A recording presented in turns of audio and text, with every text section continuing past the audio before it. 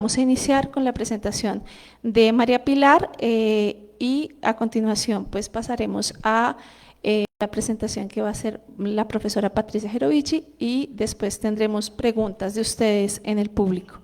Entonces, bueno, muchas gracias, bienvenidas. Hola, buenas tardes a todas, todes y todos.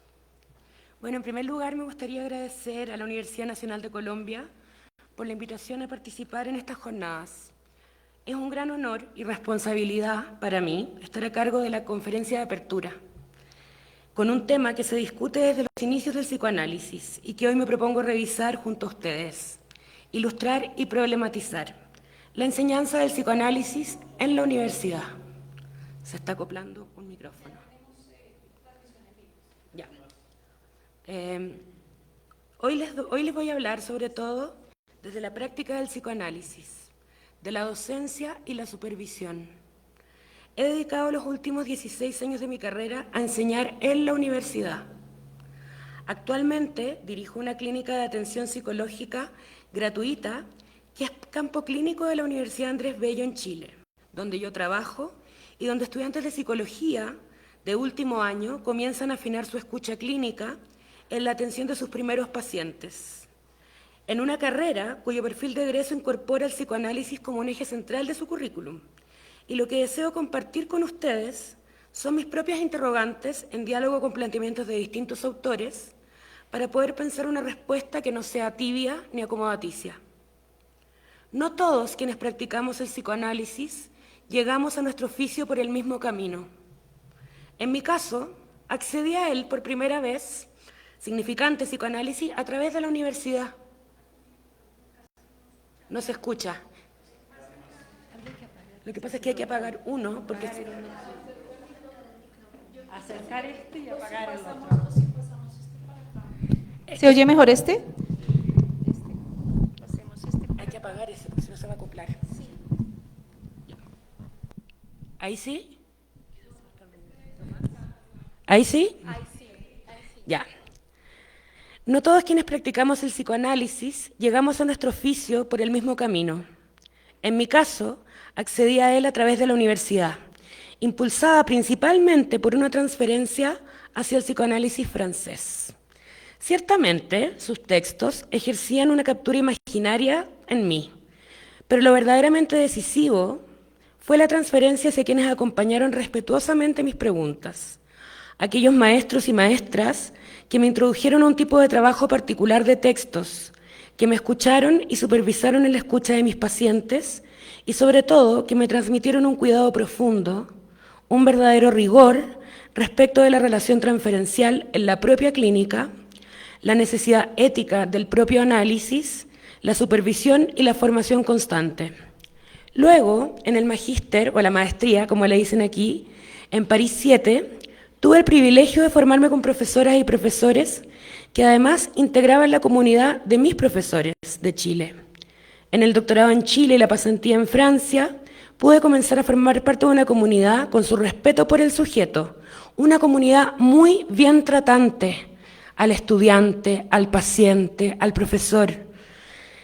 Un respeto importante por la ética y los derechos humanos. Esta comunidad me invitó y me recibió y me invitó a trabajar con las nuevas generaciones, ya en un momento que no tenía que ver más bien como alumna, sino como profesora. Y no como un ejercicio proselitista, porque no somos una iglesia en el psicoanálisis.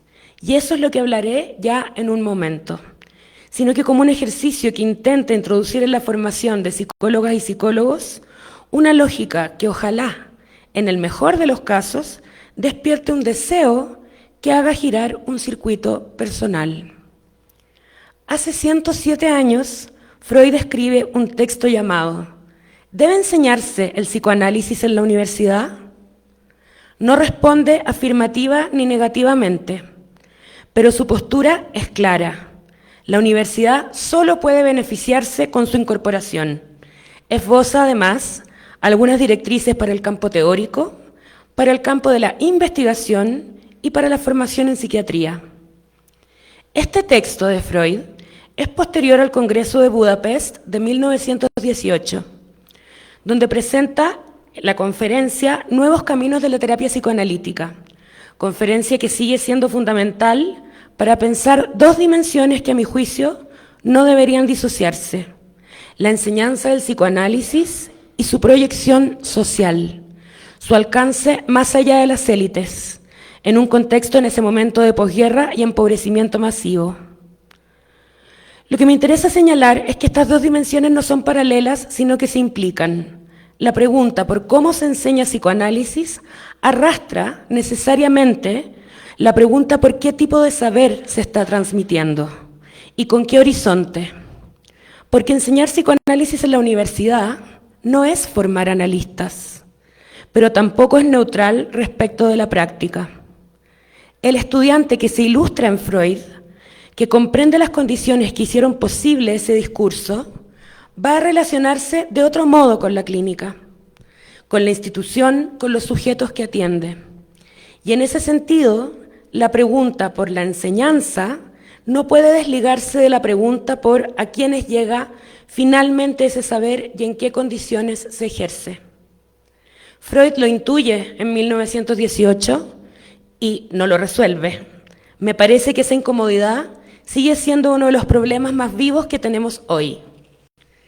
Entre 1969 y 1970, en el seminario, su libro 17, El reverso del psicoanálisis, Lacan formaliza 4 tipos de lazo social, los bien conocidos 4 discursos: el del amo, el del universitario, el de la histérica y el del analista. Cada uno sostiene 4 lugares fijos y 4 elementos que rotan entre ellos. Los elementos: el agente, el otro, la verdad y la producción. En el discurso universitario, el saber ocupa el lugar de agente.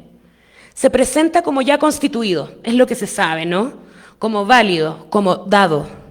No hay ahí una demanda para quien aprende que para que produzca saber, sino que lo que se le pide al estudiante en el discurso universitario es que reciba el saber y lo reproduzca. Lo que se produce, en cambio, es un sujeto dividido, alguien que conoce los contenidos y no sabe siempre bien qué hacer con ellos. Vale la pena detenerse un momento en esta estructura porque su lógica es más radical de lo que parece a primera vista.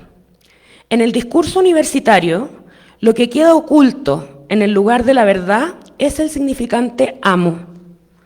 Es decir, el discurso universitario no elimina el poder, lo disimula. Presenta el saber como neutro, como objetivo, como desinteresado, pero bajo ese saber hay siempre una decisión histórica, política, institucional, sobre qué cuenta como conocimiento legítimo y qué queda excluido. Lacan lo dice con su habitual ironía, ¿no? La universidad produce sujetos que saben, pero cuyo saber está desde el inicio al servicio de algo que no se nombra. Y la ilusión es precisamente esa, que el saber se basta a sí mismo. Esa es la ilusión, que no estaría al servicio de nadie. El contraste con el discurso del analista es en este punto decisivo. En el discurso del analista, lo que ocupa el lugar de agente no es el saber, sino el objeto A. El analista se hace causa del deseo del analizante, no depositario de un saber que el otro debe recibir. Lo que se produce en ese discurso no es un sujeto que sabe más, sino un sujeto que se relaciona de otro modo con su propio no saber. Y lo que ocupa el lugar de la verdad es el significante amo, es decir, en el discurso del analista sí se trabaja sobre lo que el discurso universitario oculta. Se hace visible lo que el otro encubre. No es difícil ver por qué Lacan considera que estos discursos son, en cierto sentido, antitéticos.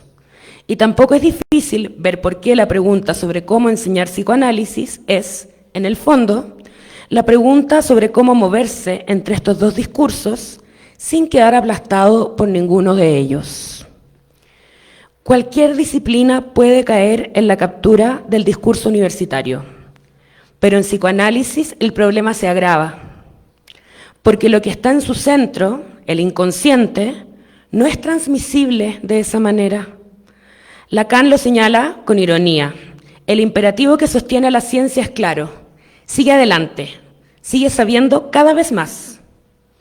Y entonces la pregunta se vuelve incómoda, ¿no? ¿Cómo seguir creyendo que se sabe teóricamente aquello que, por definición, no se sabe? La respuesta de Lacan es que hay tres cosas que la universidad no puede brindar institucionalmente: el análisis personal, la supervisión y el pase. Y sin embargo, esto no es un detalle menor, Lacan enseña durante más de 25 años en la universidad, en la École, habitando con plena conciencia su propia paradoja. Quisiera detenerme en esto porque me parece significativo. Me parece que no es solo una curiosidad biográfica de Lacan. Lacan no enseña en la universidad, a pesar de sus críticas al discurso universitario. Enseña ahí porque precisamente sabe que el problema no es la institución como tal, sino el discurso que la organiza. Y lo que hace durante esos 25 años, en el seminario, en sus escritos, en su modo de conducir su enseñanza, es un intento sostenido de producir, dentro de la institución universitaria, algo que no sea discurso universitario. De usar la posición del maestro para vaciar esa posición desde adentro, para no ofrecer un saber que se recibe, sino una pregunta que se trabaja. Sabemos que no es y no fue siempre exitoso. Hay momentos en el seminario en que Lacan es perfectamente dogmático, perfectamente magistral, pero la intención estructural es otra. Dicen los que justifican también producir un efecto de división en el estudiante, ¿no? Eso puede llegar a justificar los peores tratos también. Yo quería producir un efecto de división en el estudiante. Hay que cuidarse de eso, ¿no? Y eso creo, finalmente, que es lo que intentamos, bien tratando, lo que intentamos hacer los psicoanalistas en la universidad. No pretendemos nunca, eso sí, que el aula reemplace el diván o la supervisión. La paradoja de Lacan no es una contradicción que habría que resolver, es más bien una condición de trabajo. Lo cual nos dice algo. Tal vez el problema no es la universidad como institución, como decíamos, sino que el discurso. Y aunque posible, aunque difícil, enseñar psicoanálisis sin quedar completamente capturado en el discurso universitario. En Francia, también, un año después, otro psicoanalista se enfrenta a esta misma problemática, Jean Laplanche. En su conferencia, La enseñanza del psicoanálisis en la universidad, dictada desde su propia profesión como profesor de la Universidad de París 7, hoy Universidad de París Cité, Laplanche hace algo que me parece un gesto teórico relevante. Desplaza la pregunta. Ya no es una pregunta normativa, o sea, no es ¿debe enseñarse el psicoanálisis en la universidad o no? Sino que dice, en el fondo, el psicoanálisis ya está aquí. Lo que me interesa es una cosa, ¿cómo debe enseñarse en la universidad?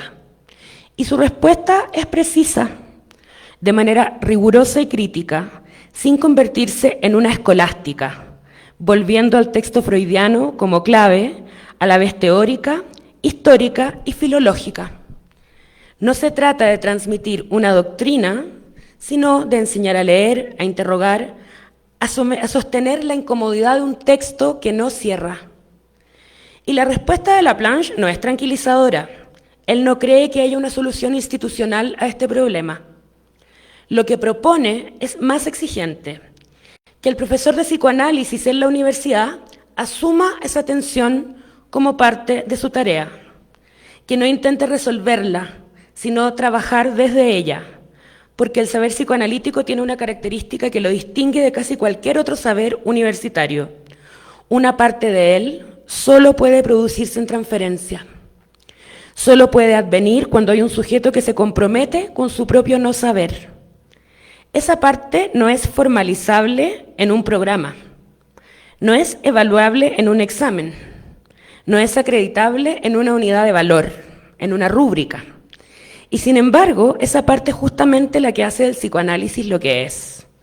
Laplanche sabe esto y no lo resuelve tampoco, pero lo nombra. Y nombrarlo ya es una operación diferente a la del discurso universitario, que tiende a ser como si ese resto no existiese. Con Laplanche, entonces, parto de esta constatación. El psicoanálisis ya está aquí, ya está en la universidad. La pregunta es, ¿qué hace ahí y cómo? Y es aquí donde quiero situar el trabajo que realizo, en particular en la Universidad Andrés Bello, universidad chilena, que hasta donde conozco es la única universidad en Chile que incorpora el psicoanálisis como parte de su sello formativo en psicología. Por eso obliga a una declaración desde el inicio. No se trata de formar psicoanalistas. Eso no ocurre en un aula. De lo que se trata, y aquí tomo prestada una expresión que me parece más justa, es de introducir una lógica, una manera de leer al sujeto con el sujeto, su síntoma, a la demanda, que no se agota en los contenidos de un programa, pero que puede dejar una marca en cómo el estudiante se pare frente a la clínica. En los cursos clínicos de psicoanálisis organizo la enseñanza en torno a 3 ideas centrales, que no presento de una vez, sino que voy retomando y complejizando a medida que los propios desafíos clínicos que traen los estudiantes lo van exigiendo. Porque si hay algo que el psicoanálisis enseña respecto de la enseñanza misma, es que el saber no se adelanta a la experiencia, la acompaña. Hemos dicho, y lo sostengo, que el psicoanálisis no es reductible a materias, no es reductible a un programa curricular. Pero precisamente por eso, como primera idea, creo que en la universidad la lectura de Freud no puede ocupar un lugar secundario en la enseñanza. Al contrario, existe una trampa en el psicoanálisis, en la enseñanza del psicoanálisis, y creo que vale la pena mencionarla, porque a todos nos ha pasado, ¿no? Es la trampa de lo intuitivo, o peor aún, de lo meramente experiencial, ¿no? No, esto no puedes porque hay que vivirlo, ¿no? Que te lo dicen varias veces, ¿no? Me recuerda, la comparación puede resultar incómoda, pero la sostengo, a ciertas experiencias religiosas donde la respuesta a cualquier pregunta es siempre la misma. Hay que vivirlo. Como si la experiencia se bastara a sí misma, como si no necesitara ser pensada. Silvia Bleichmar, psicoanalista argentina que pensó mucho la cuestión de la formación, insistía en algo que me parece central, que el psicoanálisis no puede prescindir de su dimensión epistemológica, que un psicoanalista que no sabe cómo se construyó el saber que usa es un psicoanalista que opera desde la creencia. Y la creencia en psicoanálisis no es una virtud, sino un riesgo. Bleichmar desarrolla este argumento con una radicalidad que vale la pena recuperar. Para ella, la epistemología no es un adorno filosófico que se agrega a la formación analítica, es una condición de la práctica ética. Porque si el analista no sabe cómo se construyeron los conceptos que usa, no puede saber cuándo esos conceptos alcanzan y cuándo se quedan cortos. No puede saber cuándo está iluminando algo con una categoría o cuándo está imponiendo esa categoría sobre una experiencia que la resiste. Y esa imposición, aunque sea inconsciente, aunque sea bien intencionada, tiene efectos en la clínica que no son neutrales. Bleichmar lo llamaba con cierta dureza el analista que opera desde la fe. Alguien que cree en Freud o en el Lacan del mismo modo en que otros creen en un texto sagrado, sin preguntarse cómo ese texto fue posible, qué naturaliza y qué históricamente produjo. Y esa fe, lejos de ser una garantía de fidelidad al psicoanálisis, es precisamente su traición más frecuente. Bleichmar lo decía con claridad, no se trata de aplicar a Freud, sino de haberlo pensado lo suficiente como para saber cuándo y por qué uno se acerca o se aleja de él. Ahora bien, para ser psicoanalistas, y esto hay que decirlo, el análisis personal, la supervisión, la producción del inconsciente en transferencia son condiciones ineludibles. Nadie lo discute. Pero para saber de psicoanálisis se requiere otra operación, que algo en el estudiante se abra como un agujero que no se llena con respuestas, sino que produce y produce preguntas, que lo lleve a querer comprender de otro modo aquello que lee, aquello que escucha, aquello que ocurre en la clínica. Y ese movimiento no es posible sin ilustración, sin conocer las condiciones de posibilidad que hicieron surgir en un momento histórico preciso un discurso y una praxis como la psicoanalítica. Eso no aparece por generación espontánea, eso se construye yendo a las fuentes. Y me permito aquí traer a Michel Foucault, porque creo que nos ayuda a precisar de qué estamos hablando cuando decimos condiciones de posibilidad. Foucault nos enseñó que un discurso no surge porque alguien tuvo una idea brillante. Un discurso surge porque algo en la época lo hizo posible y necesario. Hay una episteme, hay relaciones de poder y saber, hay una historia que no es decorado, sino que estructura. El psicoanálisis no es la excepción. Freud no inventó el inconsciente en el vacío, lo formuló en el cruce de la medicina positivista, la histeria, la sexualidad victoriana, la neurología y un largo etcétera. Si el estudiante no conoce ese suelo, si no ha leído a Freud en serio, corre el riesgo de tomar el psicoanálisis como una verdad atemporal, casi revelada. Y en ese momento, paradójicamente, se acerca mucho más a la religión que a una práctica de pensamiento crítico. Hay algo más aquí que quiero señalar a propósito de Foucault, porque creo que su aporte es doble. No solo nos ayuda a entender que el psicoanálisis tiene condiciones de posibilidad histórica, también nos recuerda que esas condiciones producen límites, que el saber que el psicoanálisis constituye en torno al sujeto, al deseo, a la sexualidad, está atravesado por relaciones de poder que no son ajenas a él. Foucault mismo lo discutió en La voluntad de saber, con una crítica al psicoanálisis que no podemos simplemente ignorar por provenir de afuera. La lectura Foucaultiana nos obliga a preguntarnos, ¿qué produce el dispositivo psicoanalítico, además de lo que declara producir? ¿Qué normas porta? ¿Qué sujetos normaliza? ¿Qué experiencias deja sin nombre?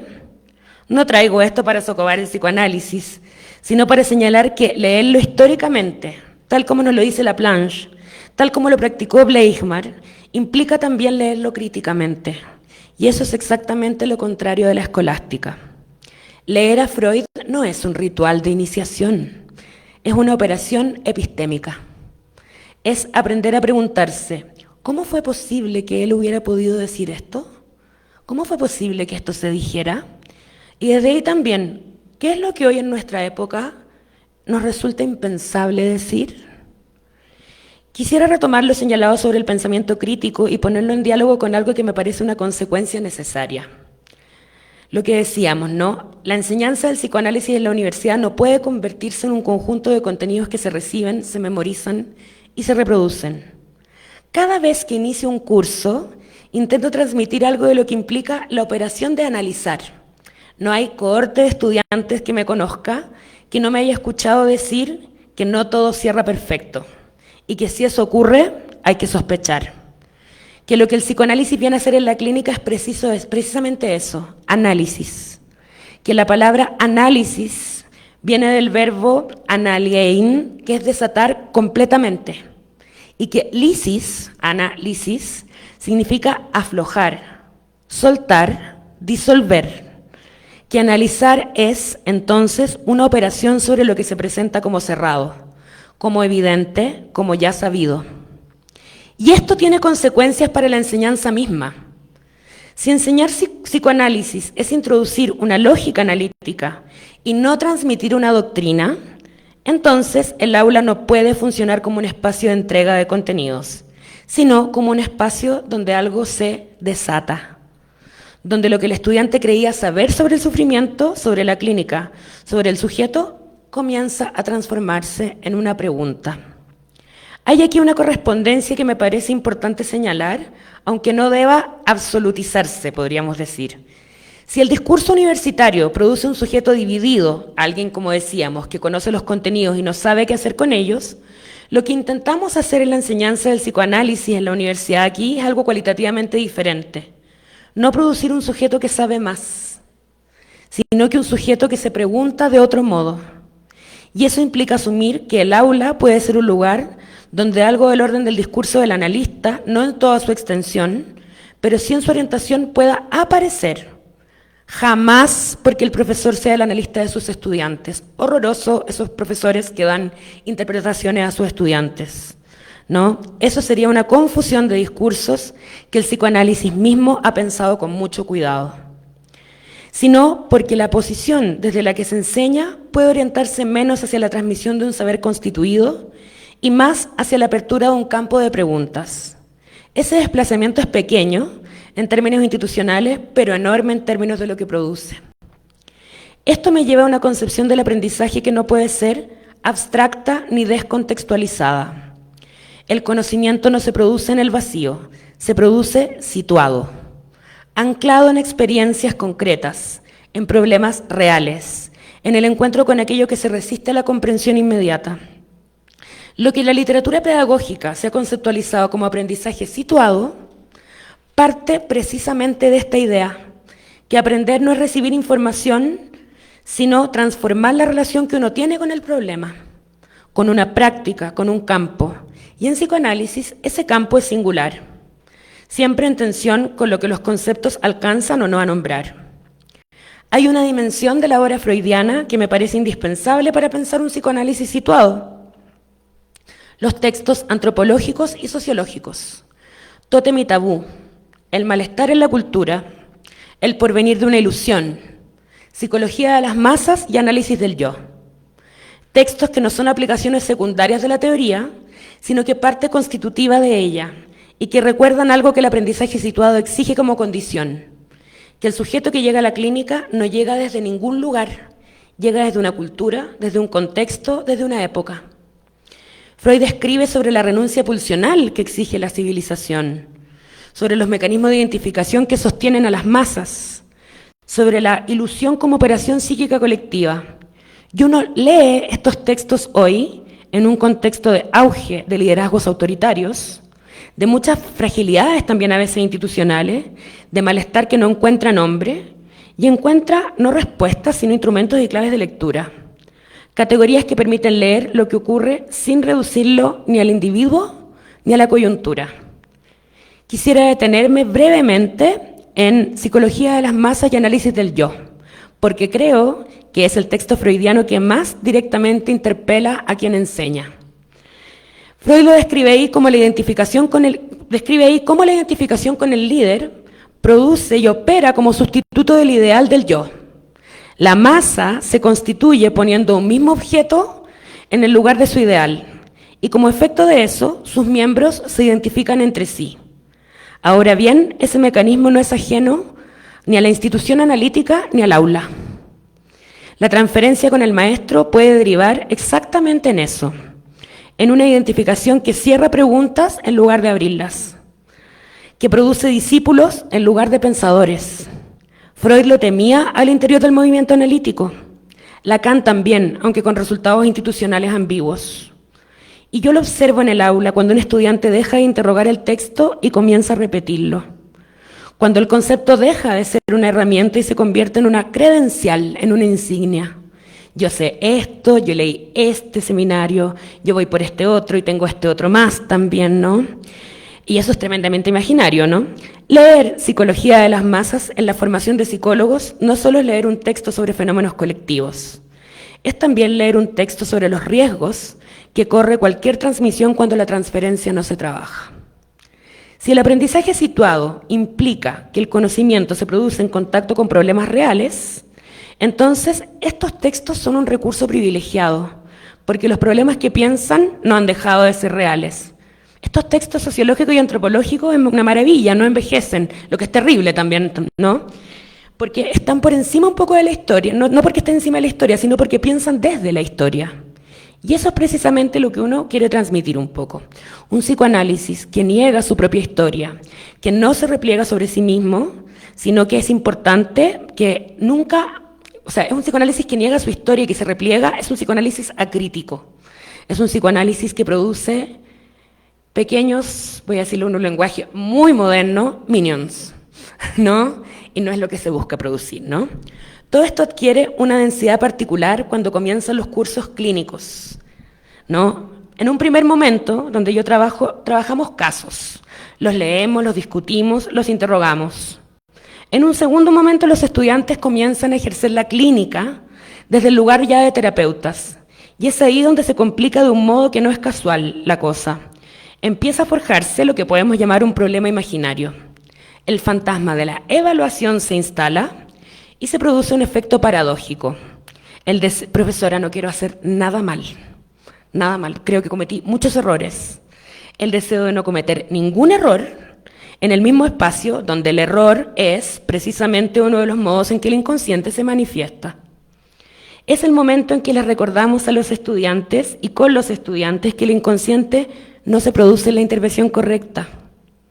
El inconsciente se produce en el lapsus, en el acto fallido, en aquello que se dice sin haber sido del todo pensado, que equivocarse no es un fracaso, sino en muchos casos una apertura, y que en ese sentido el error no se sanciona, sino que se acompaña, se trabaja y se piensa. Esto es posible porque no están solos. Sus intervenciones son supervisadas, y esto es fundamental, sostenidas por un equipo, situadas en una relación que para nosotros tiene mayor importancia, la mayor importancia teórica y clínica, la transferencia. Y aquí el aprendizaje situado adquiere su forma más concreta y más exigente. No se trata solo de que el conocimiento se produzca en contacto con problemas reales, sino que se produzca en el seno de una relación de amor que debemos cuidar. La transferencia no es un concepto que se aplica desde afuera, es el tejido vivo que ocurre en la clínica, y es por eso el eje cardinal de la supervisión. Hay algo muy particular y muy bonito que ocurre cuando un estudiante logra formar su primera hipótesis transferencial, por ejemplo, sobre a quién le habla su paciente, a qué otro que no soy yo le habla el paciente, ¿no? Tomando como material su propia experiencia clínica y no una categoría teórica importada que flota sin anclaje.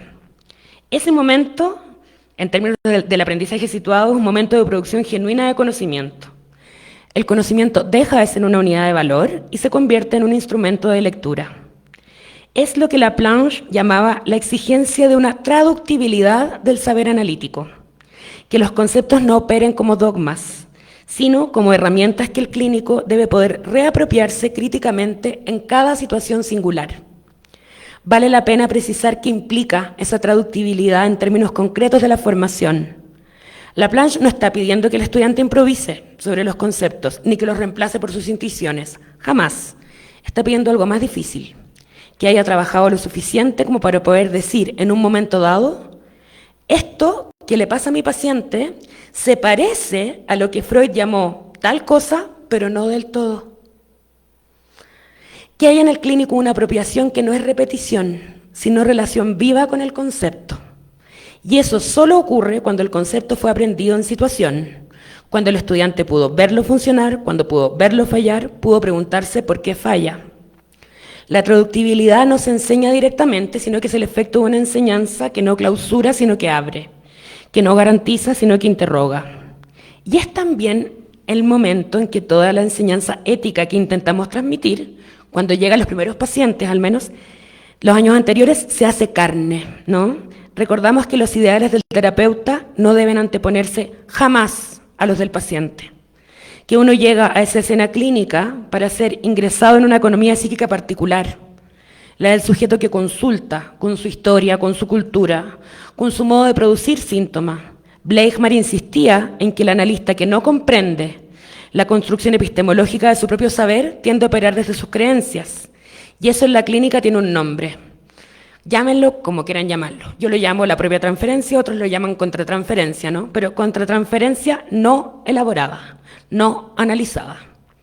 Procuramos, pues por eso no apostamos a demostrar expertise con interpretaciones elaboradas o astutas. Sospechen cuando alguien les dé una interpretación de in treatment, porque ocurre pocas veces, ¿no?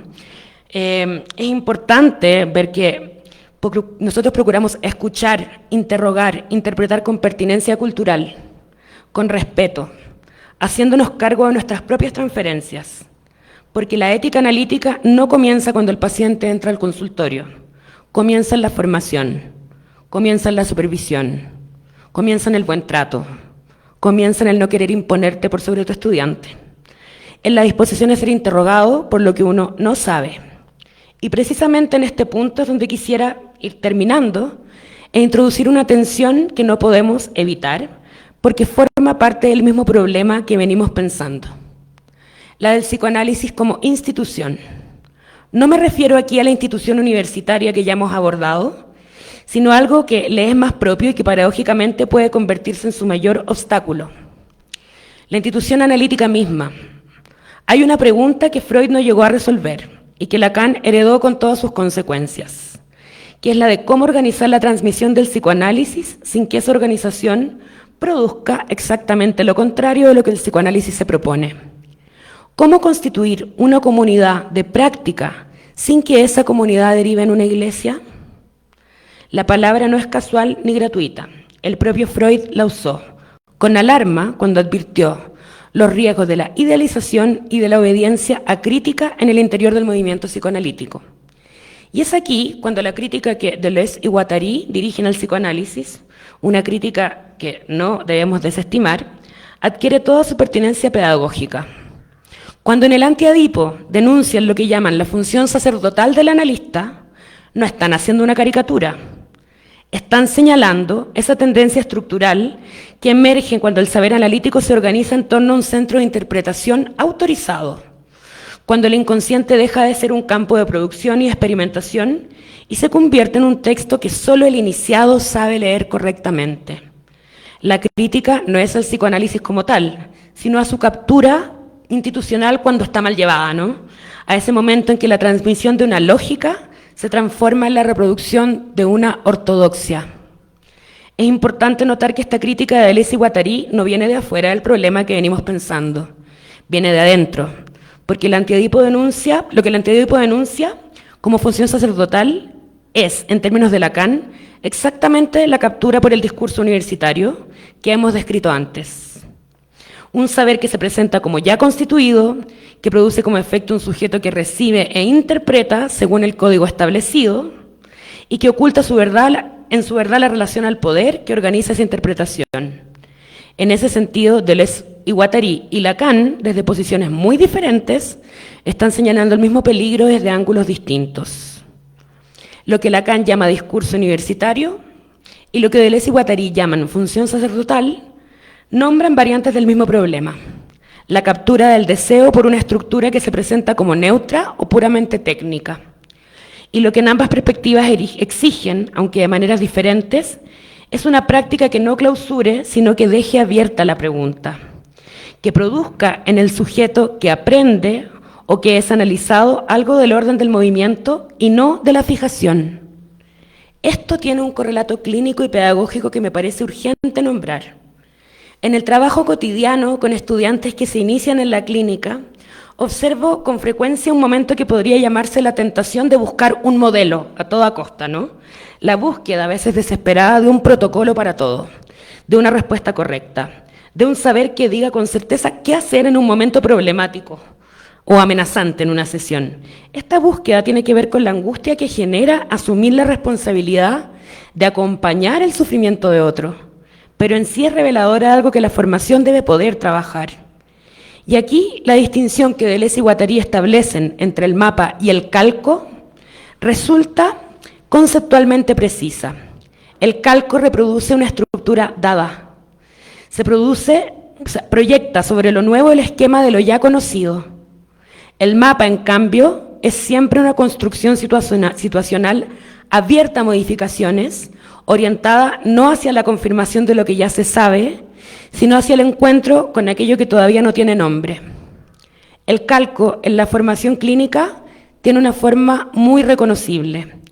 Es el estudiante que aplica la interpretación antes de haber escuchado, que busca el significante reprimido antes de haber dejado que el paciente hable lo suficiente, que llega a la sesión con un esquema edípico, con la hipótesis estructural ya formada, y que organiza lo que escucha en función de confirmarlo.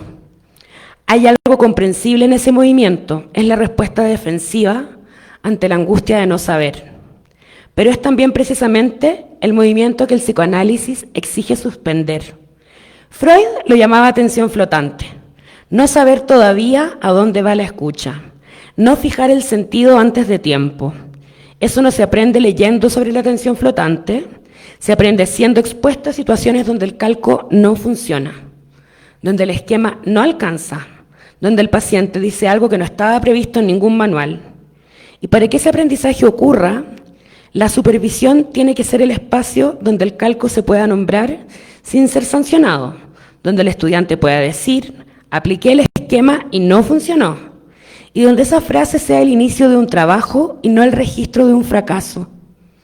Enseñar psicoanálisis en la universidad implica, en ese sentido, a mi juicio, enseñar a hacer mapas y no calcos, a apoyarse en los conceptos sin refugiarse ansiosamente en ellos, a reconocer cuándo una categoría ilumina y cuándo obtura, cuándo el paciente confirma la teoría y cuándo la disloca. Esa disposición no se resuelve totalmente en el aula, aunque el aula sí puede comenzar a instalarla. Se resuelve, si es que se resuelve, en la supervisión, en el análisis personal, por supuesto, en la disposición a no saber todavía y seguir trabajando desde ahí. Que en definitiva, esa posición de no saber todavía, el psicoanálisis se la exige no solo al clínico, sino también a quienes enseñamos el psicoanálisis. Muchas gracias.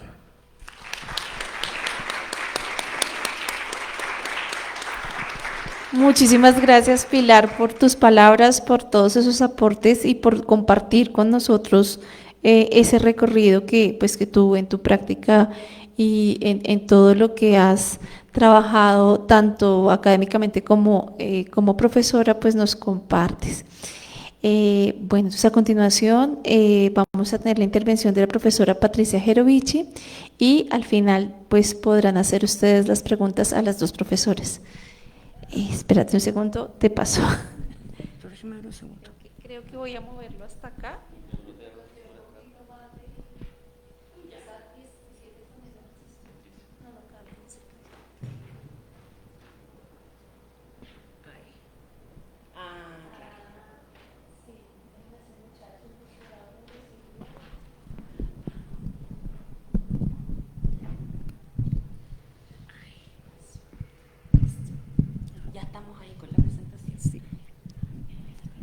¿Se escucha? Me voy a acercar un poquito más.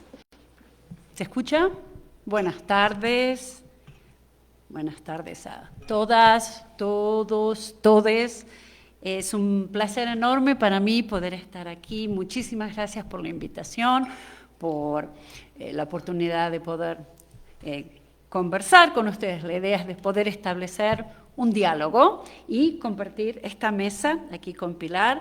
Y no nos pusimos de acuerdo, sin embargo, van a notar que nuestros trabajos tienen ecos y muchos puntos de contacto e implícitamente desarrollan temáticas similares. Quisiera empezar con un paréntesis biográfico, voy a hacer una indulgencia narcisista, contarles un poco mi historia personal. Yo nací en la Argentina, en una ciudad que tiene una relación muy peculiar con el psicoanálisis. Tiene la población más grande comparativamente a la cantidad más grande de psicoanalistas per cápita en el mundo. Y se cree a sí misma como la capital mundial del psicoanálisis. Lo que es curioso es que el psicoanálisis en la ciudad de Buenos Aires, al menos en mi época, porque bueno, yo llevo más de 30 años viviendo en el extranjero, en Estados Unidos, antes de mi exilio, era parte de la vida cotidiana. Uno podía comprar el periódico y junto al periódico y la revista de modas o de cocina y de tejida estaban las obras completas de Freud. De hecho, un periódico semanal para hacer una publicidad para la suscripción semanal daba un regalo. Cada viernes junto con el diario llegaba un regalo y el regalo fue una campaña de publicidad muy exitosa. El regalo era un volumen de las obras completas de Freud. E inclusive en la jerga local, histeriquear se considera un cumplido, es un piropo. Uno llama a una mujer histérica y ella dice, ¡ay, qué lindo! Porque evoca el deseo, pone en marcha la insatisfacción como punto de partida. Así que en ese contexto me crié. En mi escuela había un gabinete psicopedagógico donde había una psicoanalista que estaba de guardia esperando 24 horas al día para hacer una intervención un poco preventiva a veces. Entonces, en la ciudad de Buenos Aires, al menos, el psicoanálisis era parte de la vida cotidiana. Yo estudié en la Universidad de Buenos Aires, una universidad que paradójicamente puede ser descrita como una universidad de psicoanálisis. Todas las materias, que era un cronograma de psicología, tenían una orientación lacaniana. tomábamos estadística y se le daba siempre un texto de Lacan como una especie de antídoto. Y a veces hasta los profesores pedían disculpas, nos daban técnicas psicométricas, discúlpenos, tenemos que enseñar, es parte del programa, y metían pues, de costado un texto de Lacan como para compensar la balanza, y además, como eran los primeros años después de la dictadura militar, nos daban un texto de Marx.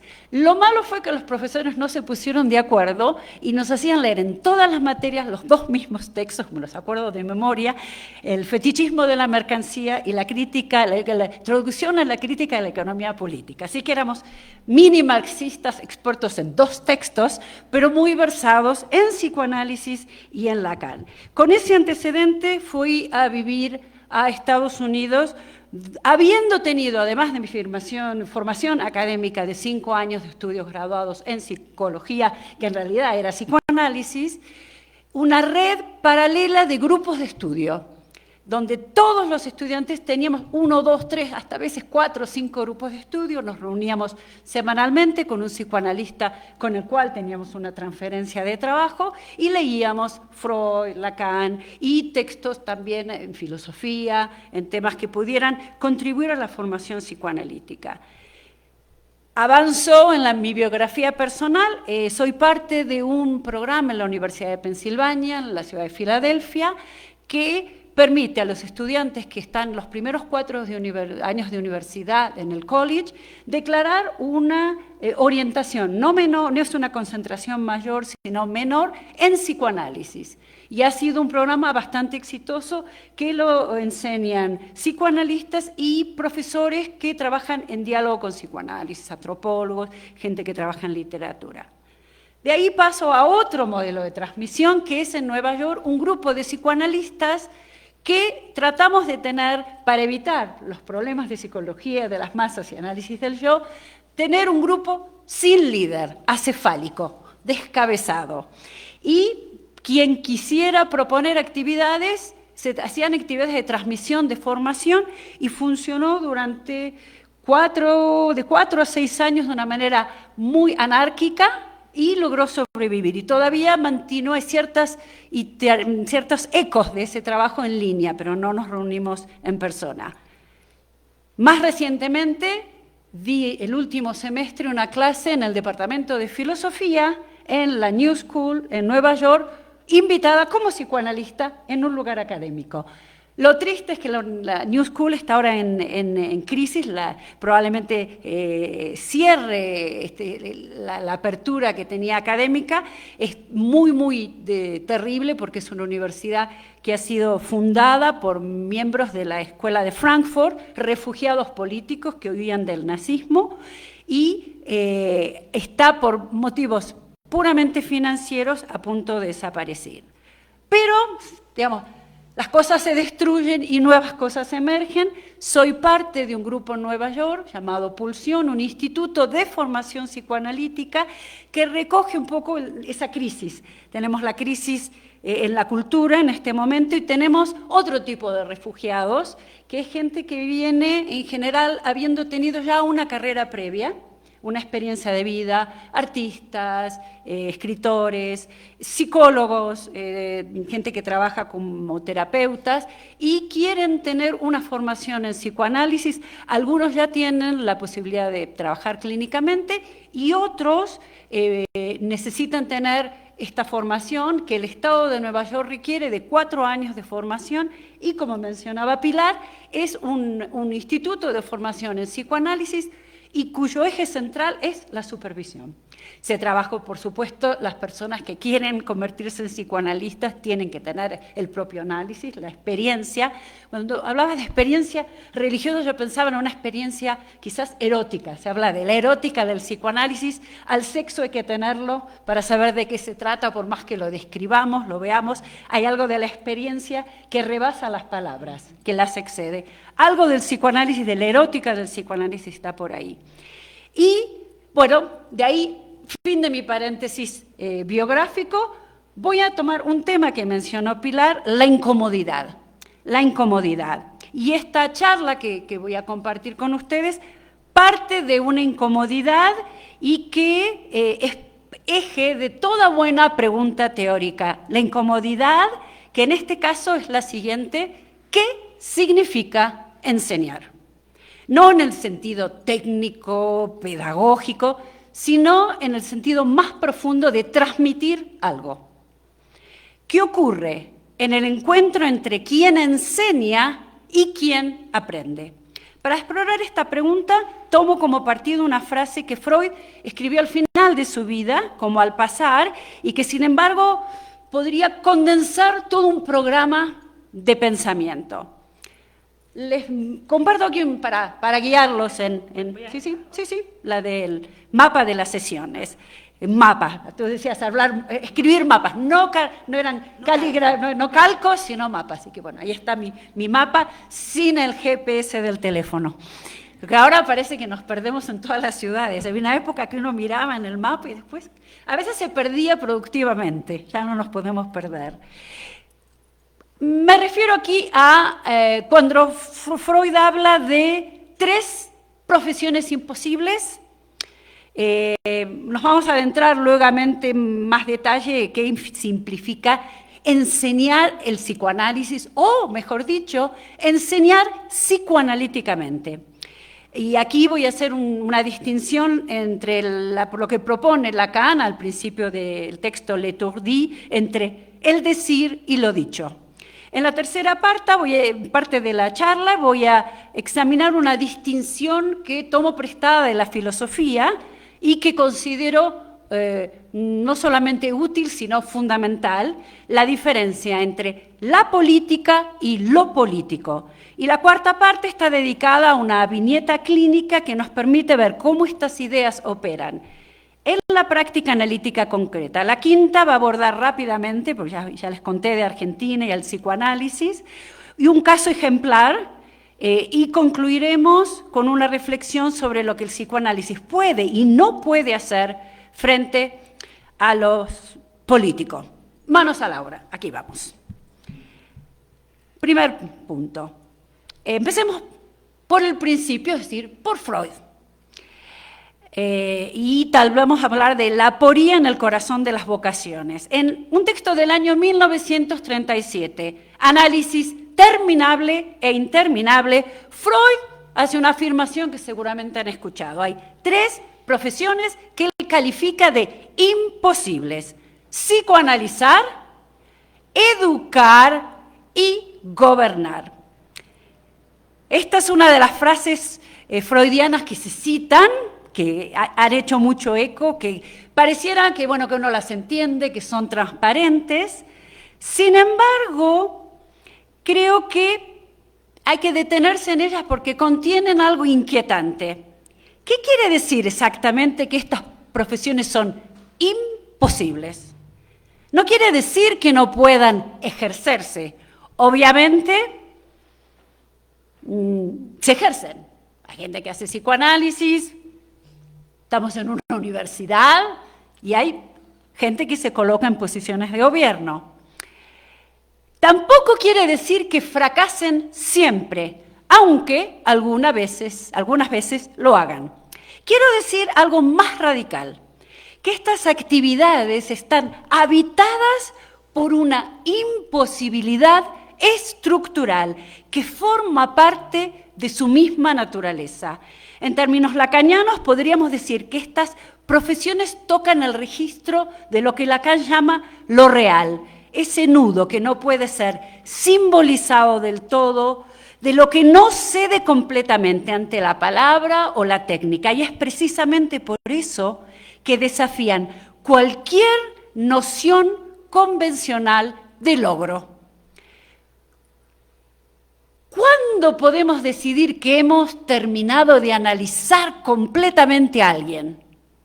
¿Cuándo podemos decir que hemos terminado de educar a alguien? No hay una respuesta satisfactoria. Y esa insatisfacción constitutiva no es un defecto del trabajo, es su condición de posibilidad. Y aquí podemos citar la diapositiva 5, esta cifra al pie de Lacan: la imposibilidad del deseo no es lo que nos detiene, sino lo que nos pone en movimiento. funciona como un motor. Hay algo que la educación comparte con el psicoanálisis.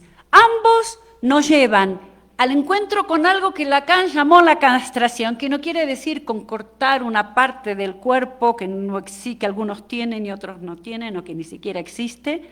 No la castración en el sentido anatómico, sino la castración simbólica, la imposibilidad de un dominio total, la renuncia a la fantasía de que podemos saberlo todo, controlarlo todo, poseerlo todo. En otros campos, las rúbricas de evaluación, los exámenes estandarizados, las métricas de rendimiento, todo eso funciona en parte como un escudo que protege al docente del vértigo de preguntarse qué está ocurriendo realmente en un aula.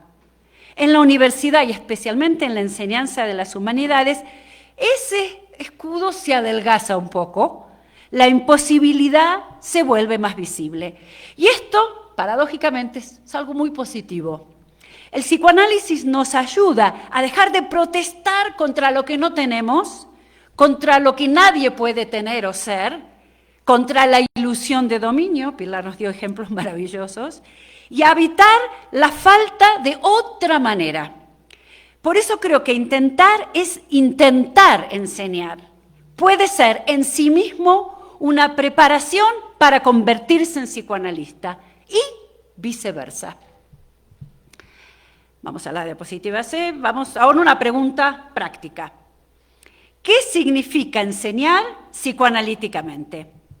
Y aquí voy a introducir la idea de un inconsciente que lee. Esta idea la tomo de Josiane Feldman, que tiene una formulación que me parece esencial. Dice que el inconsciente no es solo aquello que debe leerse. Por ejemplo, en la interpretación de los sueños, uno lee el sueño como un rebus, dice Freud. No es simplemente un objeto de conocimiento. El inconsciente es también aquello que lee. Es decir, hay algo en nosotros que trabaja en una lectura. Es que no controlamos, que nos sorprende, que nos lleva a lugares que no habíamos previsto. Esto es algo que lo ve uno siempre en la clínica, un lapsus. Uno dice una palabra, quiere decir el nombre de una persona y le sale otra. Siempre hay un efecto de sorpresa, no solo para la persona que comete el lapsus, para el analizante a menudo, también para el analista. El inconsciente siempre tiene ese efecto de ruptura, de sorpresa, de novedad. Es decir, que hay algo en nosotros que no es previsible, que nos sorprende, que no controlamos. Enseñar desde esta perspectiva no es transmitir un contenido de A a B, o más ambiciosamente de A a Z. Es crear las condiciones para que ese trabajo inconsciente pueda tener lugar, pueda ocurrir en los estudiantes, pero también en el propio docente, porque el docente también va a ser sorprendido por los textos, también es leído por ellos. Esto tiene una consecuencia metodológica importante. El aula deja de ser un espacio de transmisión unidireccional y se convierte en un espacio de juego serio, en el sentido winnicottiano del término, entre participantes que reconocen que el inconsciente está siempre operando. Y esa operación desestabiliza las dicotomías simples entre texto y lector, interior y exterior, saber y no saber.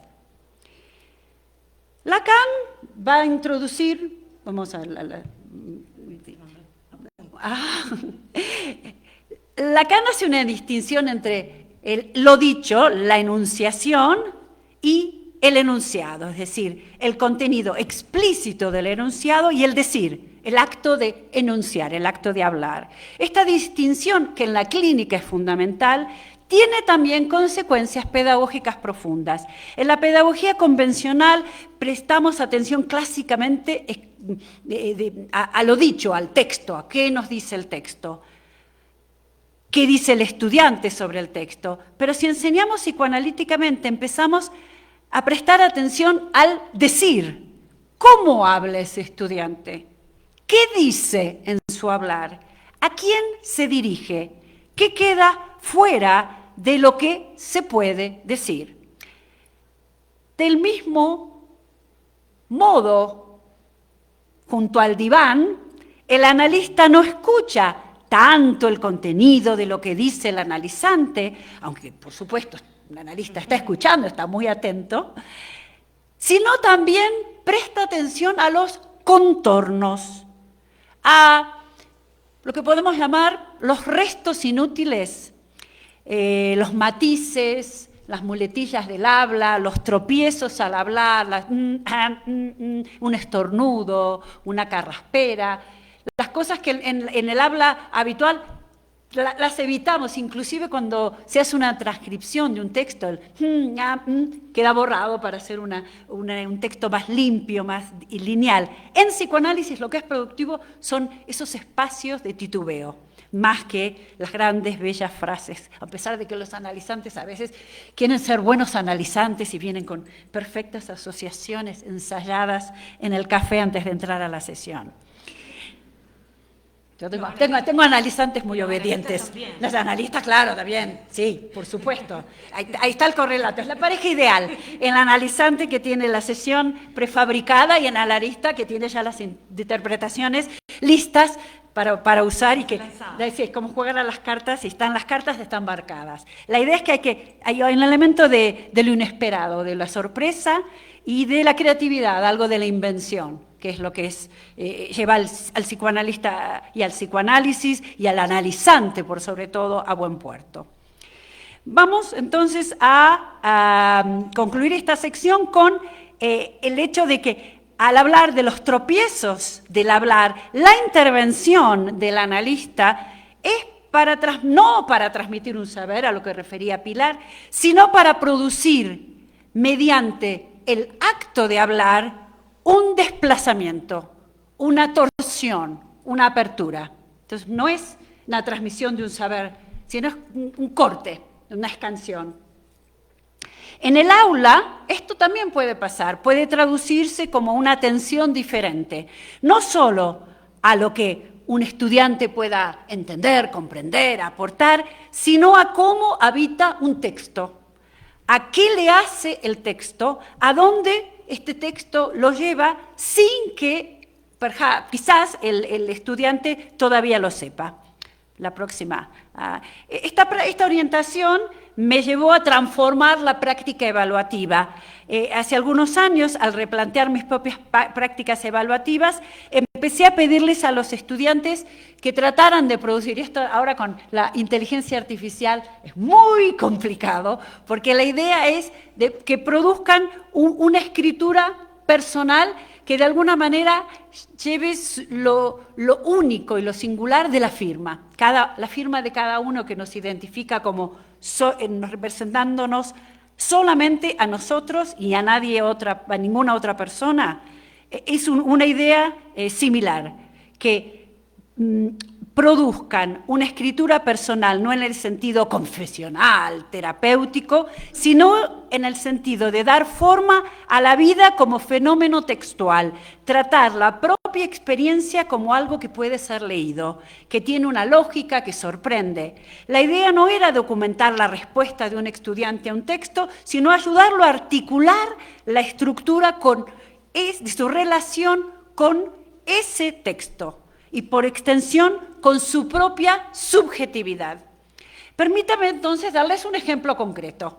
Terminaba el semestre, estábamos todos cansados, ya llegaba la época de dar por finalizado el ciclo, nomás era el último día de clase, llego al aula, miro en mi bolsa y me doy cuenta de que me había olvidado no solamente el libro que teníamos que discutir, sino todas mis notas.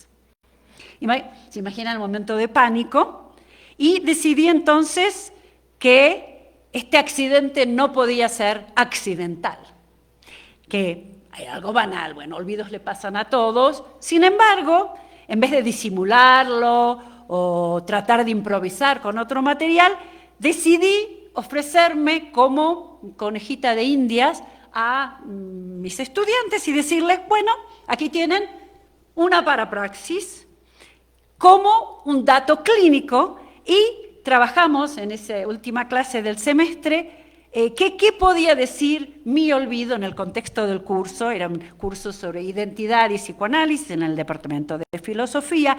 ¿Qué lugar ocupaba ese texto que decidí olvidar y dejar atrás en mi casa? Y la discusión fue fabulosa, muy productiva y resultó una puesta en acción, materializó un poco todas las ideas que habíamos trabajado y reorganizó retroactivamente todo el curso. Fue, en cierto modo, el mejor examen final que podríamos haber tenido para mis estudiantes y también para mí. Y ahora voy a dar un giro. Diapositiva.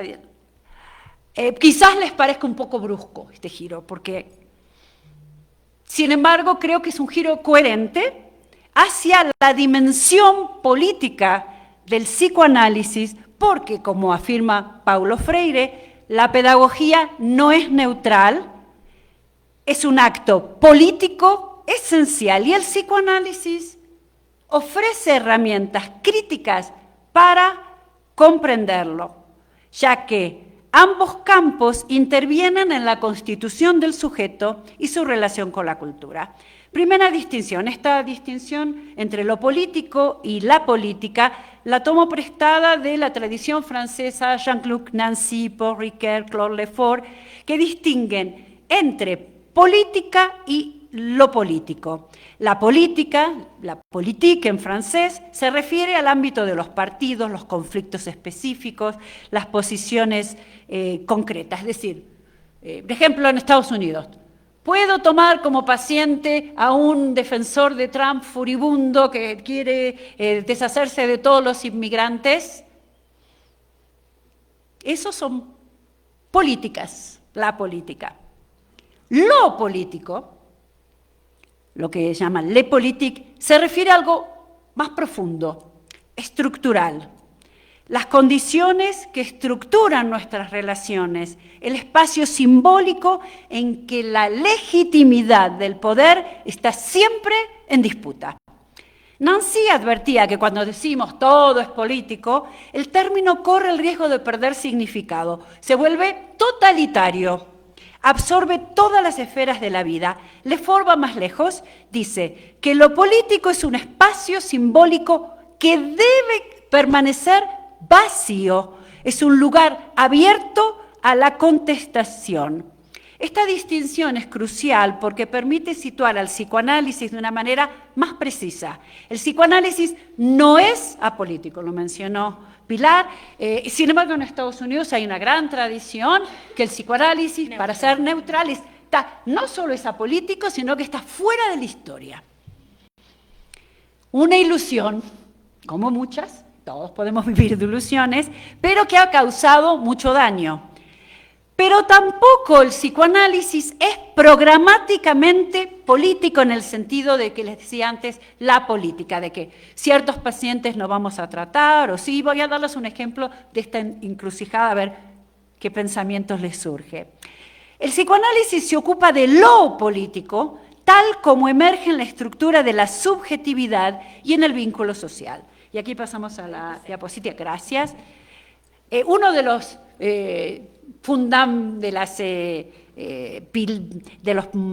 principios freudianos más invocados, fundamentales, son los de la neutralidad analítica. Y se ha utilizado, yo diría distorsionado frecuentemente, como una coartada para una postura supuestamente apolítica.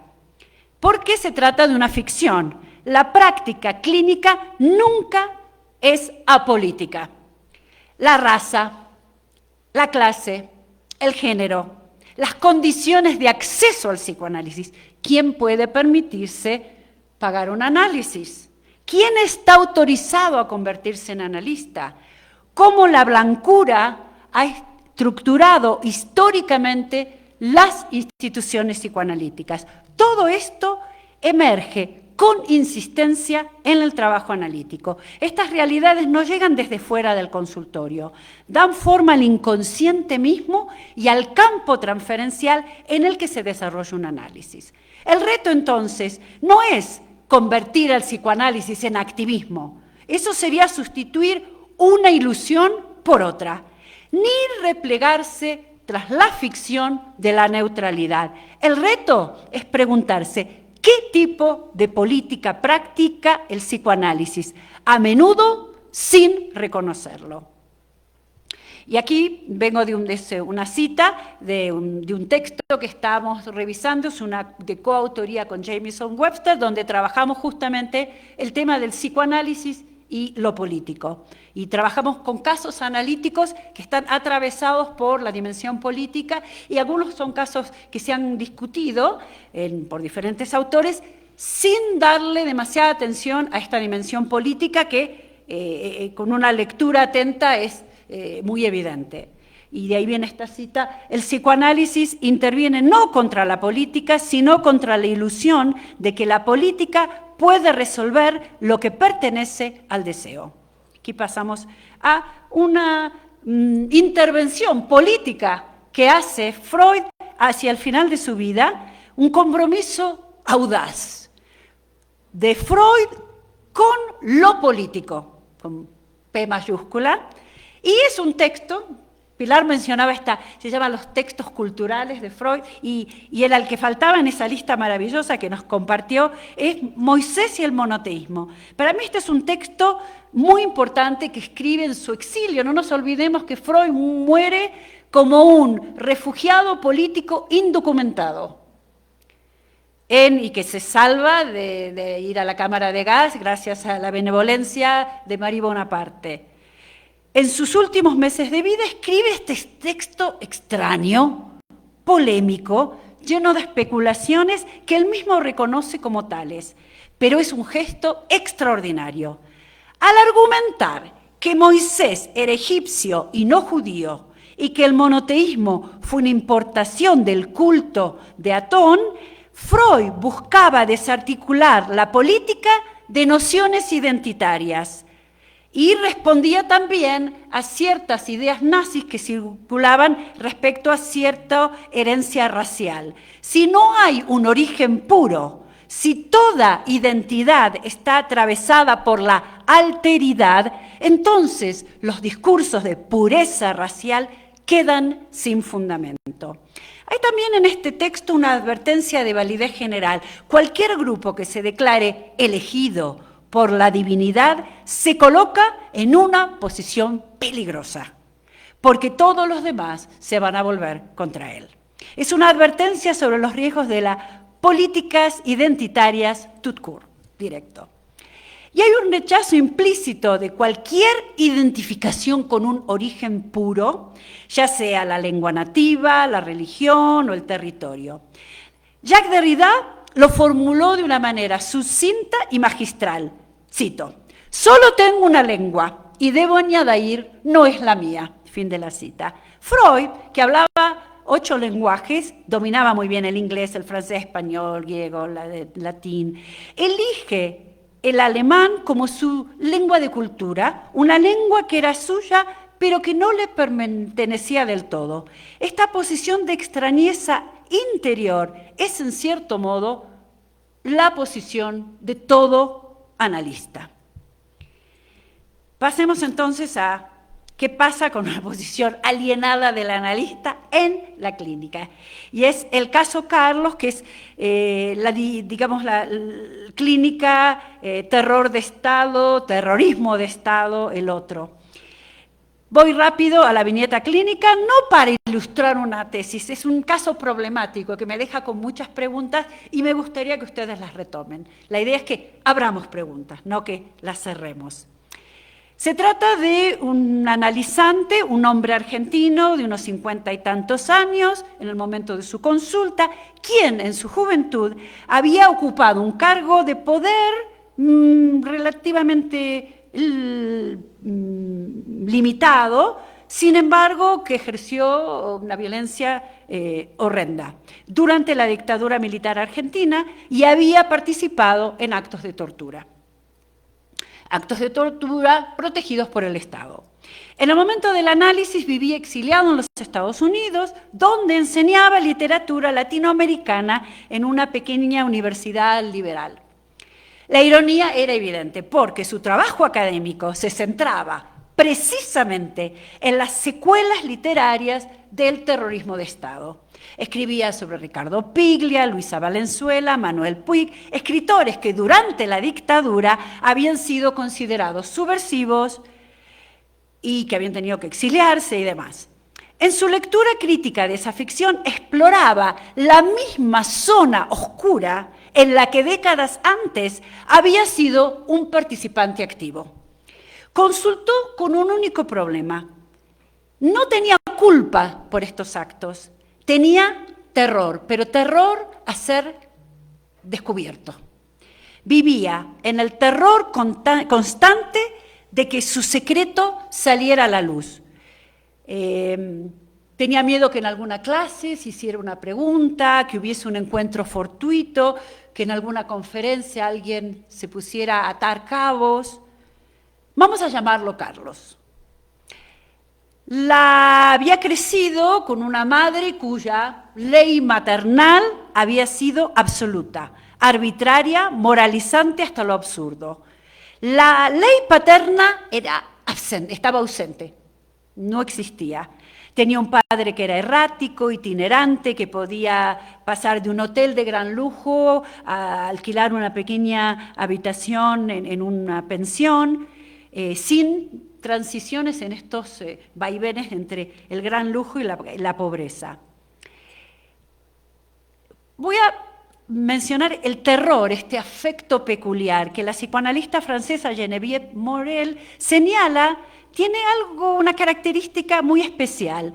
Se sitúa en el extremo más alejado del espectro emocional. A diferencia del miedo, que tiene un objeto relativamente claro, o de la angustia que está difusamente extendida, el terror paraliza y su objeto es esquivo, es casi imposible de nombrar.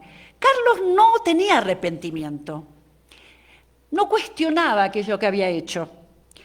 Más bien su relación, si tenía algún remordimiento superficial, era, performativa. Lo que lo aterrorizaba eran las consecuencias en el presente de aquello que había hecho, porque tenía miedo de que lo vieran, que lo nombraran, en Argentina hay una expresión, no sé si se usa aquí en Colombia, escrachar. En Chile es funa. Funa. Es, digamos que alguien expusiera su pasado. La ironía es que estaba en el lugar donde estaba con más riesgo de que pudieran atar cabos y descubrir el rol que había jugado. Y obviamente en las sesiones se quejaba de la cultura de cancelación y tenía miedo de ser desaparecido simbólicamente. Había, como les dije antes, crecido en una especie de tiranía de extremos, una madre de una ley absoluta y una ley que perdía solidez por su arbitrariedad y un padre que estaba como más allá de la ley, una suerte de vacío del padre como representante de la ley. Y había aprendido tanto de la sumisión como de la transgresión. Y su rol, trabajó con la policía, bajo la dictadura militar, era poner en marcha este aprendizaje paradojal. Era el escenario ideal para esto. Lo que la institución de la tortura le había ofrecido, entre otras cosas, era la ilusión de que había una ley absoluta. Y al mismo tiempo, una ley que mientras más intentaba seguirla, más la transgredía, que era perfecto para la fórmula del goce. Su posición, desde una lectura lacaniana, no voy a hacer un diagnóstico aquí, pero describe una relación perversa respecto a la ley, porque no la niega, sino que la afirma precisamente para transgredirla. Confirma la existencia de la ley al mismo tiempo que la socava. Y aquí cito a Morel, el terror no tiene que ver con lo que uno teme, sino con ser presa, paralizado por algo que transciende las palabras.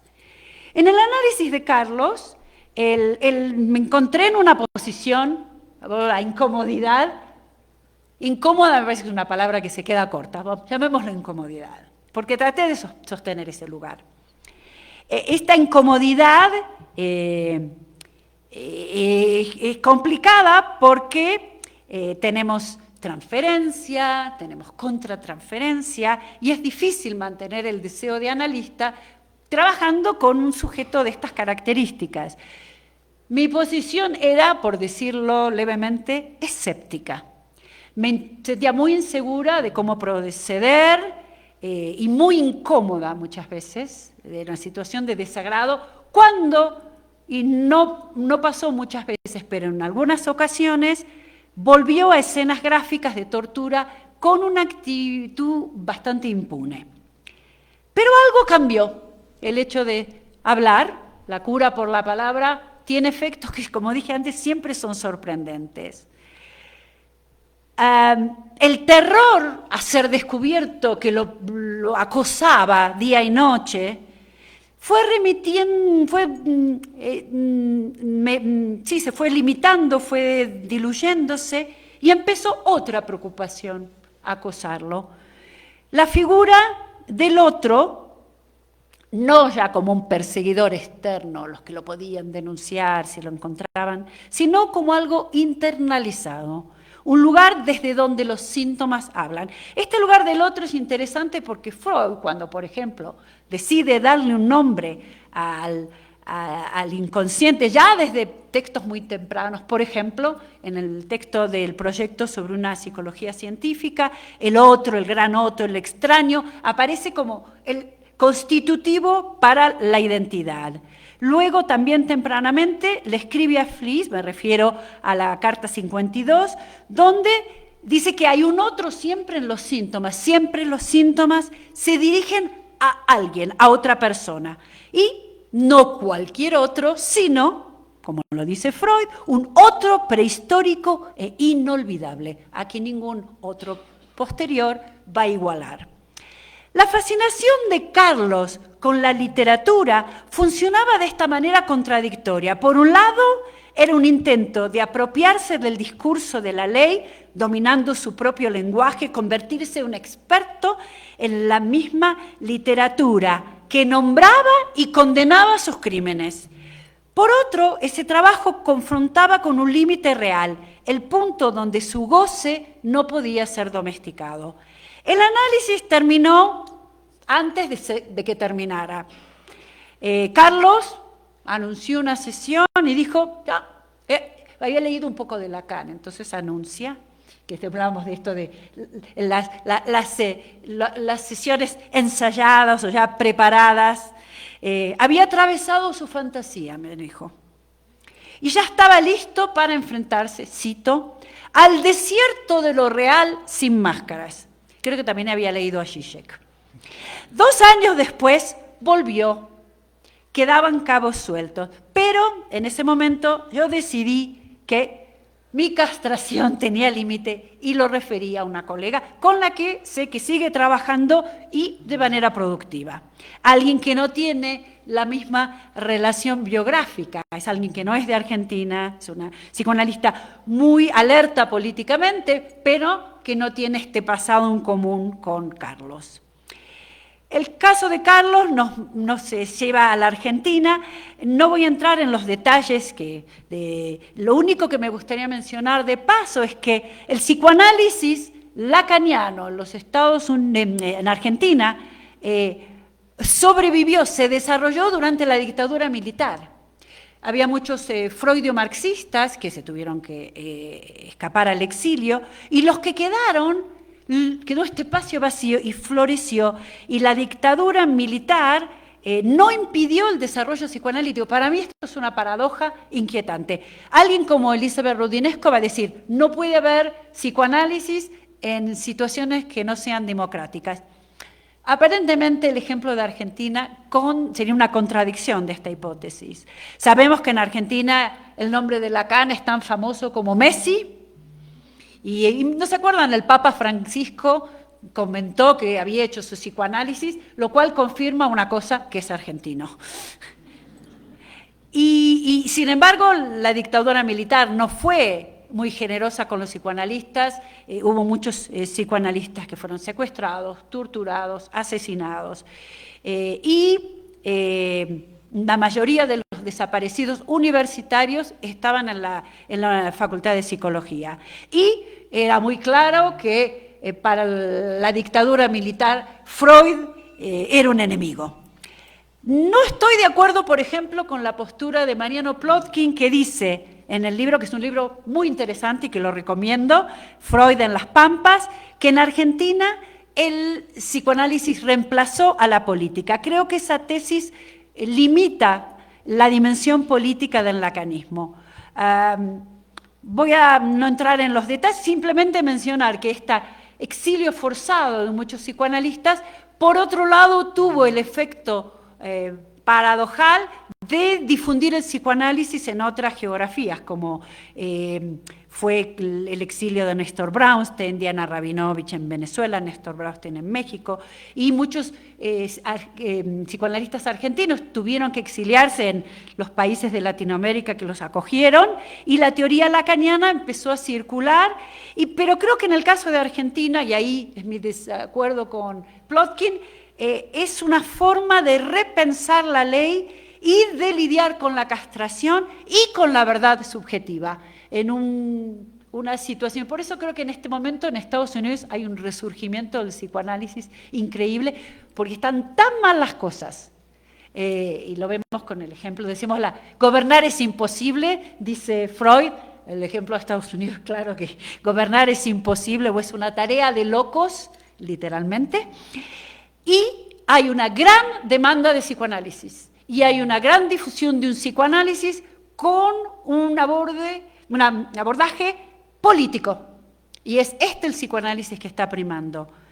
Creo que es importante esta dimensión política, y así llego a la diapositiva 22, conclusiones, recta final. Quiero terminar con unas reflexiones de algo bastante opaco, que a mí es esos lugares donde Lacan se vuelve incomprensible, más que me gustan porque impiden una lectura religiosa, como decía Pilar. Uno no puede decir, esta parte de la Biblia de Lacan, esta parte del escrito quiere decir esto. Habla de algo raro que lo llama la laminilla, esa extraña membrana inmortal, un vestigio de la vida misma, una parte que perdemos cuando nos convertimos en seres sexuados. Para Lacan, ser sexuado es someterse a la ley de la mortalidad. Y aquí, y esto voy a trabajarlo en las mañana, psicoanálisis, sujetos en tránsitos, que es mi experiencia trabajando con analizantes que se identifican como trans, porque aquello que aparece como una cuestión de identidad, de género, es el fondo una cuestión de vida o muerte. También quiero pensar en los pacientes puertorriqueños que encontré trabajando en el barrio hispano, cuyo sufrimiento se expresaba en una gramática de histeria clásica, pero que era un gesto eminentemente político. Ya eso lo voy a trabajar en la charla sobre psicoanálisis a la calle, y quiero quizás retomar esta idea del otro interior, de esta alteridad en sí mismo. Freud llamaba el inconsciente la otra escena. Y a veces cuando, especialmente en el contexto de Estados Unidos, siempre me gusta usar el ejemplo del inconsciente como una especie de inmigrante indocumentado, de inmigrante sin papeles. E ir a análisis, este inmigrante puede, si quiere, vivir sin papeles. no, legalizar su situación, porque no, lo triste, por ejemplo, en Estados Unidos los inmigrantes indocumentados usan un número de seguro social comprado y hacen aportes, es decir, que están dándole al gobierno un dinero que es descontado de su salario, que nunca van a recibir como beneficios cuando les llegue la edad de jubilarse. Es decir, que entran en un juego que termina siendo perjudicial porque, digamos, no están fuera de la ley, están dentro de una ley relativamente injusta. Esta idea que eventualmente al final de un análisis inmigrante indocumentado puede decidir naturalizarse. Fíjense qué figura más poética, porque la naturalización para un ciudadano es tener una ciudadanía del país donde nació y el naturalizarse es adquirir otra ciudadanía artificialmente. Hago un paralelo con el proceso del psicoanálisis como un proceso como un inmigrante que está indocumentado y puede, si quiere, decidir ser un residente permanente, tener la ciudadanía o, como sugería Pilar, seguir en ese estado intermedio, que también puede resultarle agradable. Es complicado. En Estados Unidos ahora con las milicias de ICE no sé cuán agradable puede ser.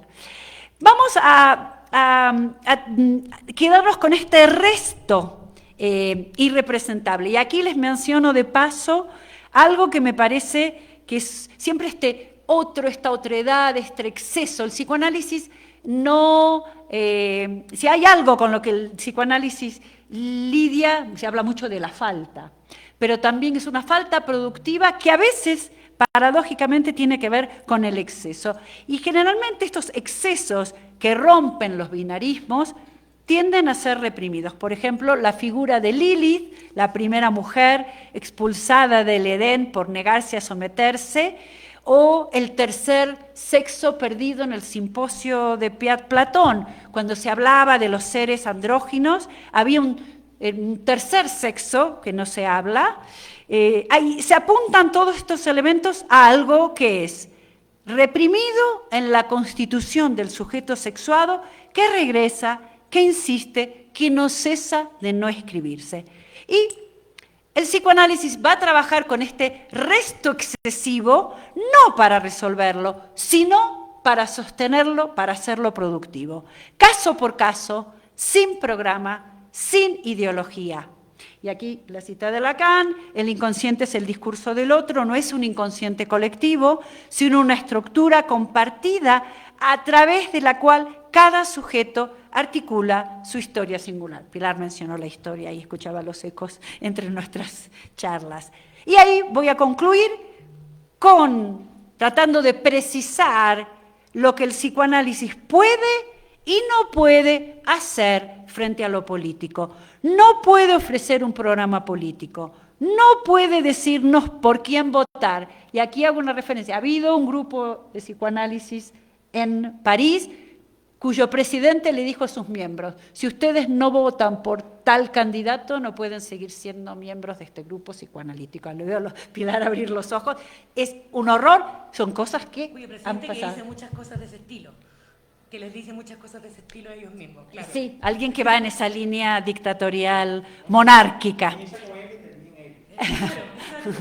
Un presidente que da instrucciones. Pero acá hablo de un presidente de una institución psicoanalista, un psicoanalista que debe haber sido psicoanalizado en algún momento. Entonces, ha pasado. Entonces, sí, exacto. Creo que también lo político en psicoanálisis no va a redimirnos, no va a unificarnos, no va a purificarnos. Eso es exactamente lo que Freud rechazó siempre y tiene que ver con una ética psicoanalítica. Lo que sí puede hacer el psicoanálisis es algo más modesto y creo más durable. Puede preguntar qué goce está en juego en este síntoma político, qué pérdida se niega, qué promesa se exige y a qué precio. Puede insistir en la opacidad cuando todo el mundo exige transparencia. Es la responsabilidad cuando todo el mundo señala al otro. Estamos en un momento de reacción, siempre denunciando, exhibiendo. Es importante ese resto que no cede cuando todo el mundo está tratando de buscar una solución totalizante. Es en un momento en que la política adopta cada vez más formas de espectáculo, de denuncia, de certeza moral, y el psicoanálisis debe insistir en lo más difícil, que es hablar, escuchar y soportar la división. Esta labor me parece política, P mayúscula, en el sentido más profundo. Y las últimas palabras, citando nuevamente Jacques Derrida, que se preguntaba, ¿qué significa tener una lengua que al mismo tiempo no nos pertenece del todo? Creo que esa es la condición del psicoanalista. También la del docente y en cierta medida de cualquiera que intente habitar honestamente las profesiones imposibles de las que hemos hablado hoy. La lengua que hablamos nunca es del todo nuestra. El saber que enseñamos nunca es del todo nuestro, nunca es completamente sabido. El inconsciente que escuchamos nunca es del todo nuestro. Y es precisamente en este espacio de alienación, de extrañeza, en esa brecha entre el decir y lo dicho, donde algo puede ocurrir, donde podemos aprender, donde una transmisión puede tener lugar. Muchas gracias y quedo a disposición para la conversación. Gracias.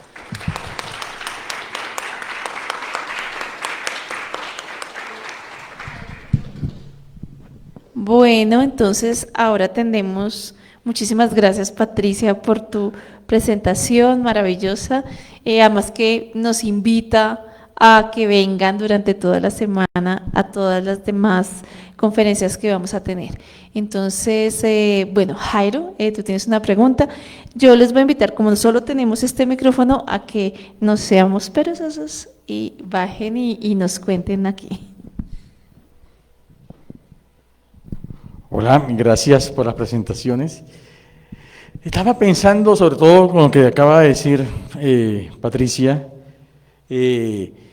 uno tenía la idea que en Estados Unidos el psicoanálisis estaba muerto. Después de los años 60 se dejó de hablar de psicoanálisis más o menos históricamente, pero ahora escuchándote, eso me permitió repensar algo. Estaba muerto el psicoanálisis que era médico, ese psicoanálisis que llaman clínico, una clínica basada en unas lógicas muy medicalizantes, que fue el que triunfó en Estados Unidos en los años 30, 40, 50. Y yo lo he pensado también de cierta manera con cierta práctica psicoanalítica en Argentina, también lo he pensado. Eso de repetir a Lacan hasta el extremo, además muy porteño, disculpa que te lo diga, muy porteño es quién es más Lacan que Lacan, más o menos, en la competencia, quién repite mejor a Lacan, bueno, quién interpretó mejor a Lacan que cualquiera de lacaniano, que lo dicen muchos psicoanalistas allá, y yo creo que ese es el psicoanálisis que está muerto. Y ahora escuchándote, estaba pensando si el futuro del psicoanálisis está por otro lado, el lado político. Creo que es, ahora estoy entendiendo por qué hace tiempo algunos psicoanalistas están pensando que el futuro del psicoanálisis no está en Francia, que de pronto están en esas partes de Estados Unidos, pero en América Latina, México, Brasil, incluso cierta parte de Argentina y otros países, Colombia, pero Chile, pero ojo, porque es el psicoanálisis que se está reinventando con las problemáticas nuestras, que tienen que ver también con las problemáticas coloniales, las problemáticas económicas, de pobreza, de violencia de todo tipo, las problemáticas raciales, lo que llaman la interseccionalidad del psicoanálisis. Yo creo que por ahí es. Entonces, el comentario es ya para finalizar, el futuro del psicoanálisis no está en esa clínica que nos venían enseñando hace 30, 40, 50 años.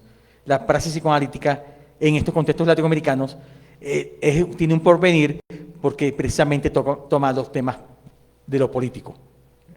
Bueno. Por este ladito, que pena con todos.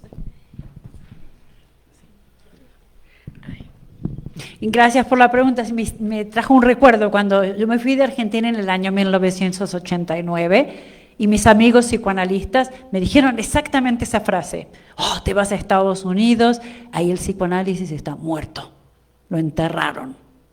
Y como dijo Althusser, en el psicoanálisis, exageraban mis amigos, pero Althusser dijo que en psicoanálisis lo único verdadero son las exageraciones.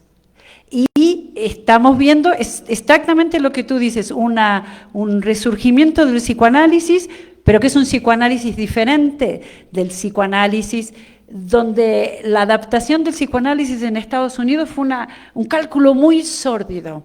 La idea era que un psicoanalista tenía que hacer tanto dinero como un cirujano plástico. Y yo siempre hago el mismo chiste estúpido, pero como no me han escuchado, me voy a dar el lujo. Botox 5 veces a la semana durante 30 años, la cara estaría tan paralizada que no se podría abrir la boca para comer.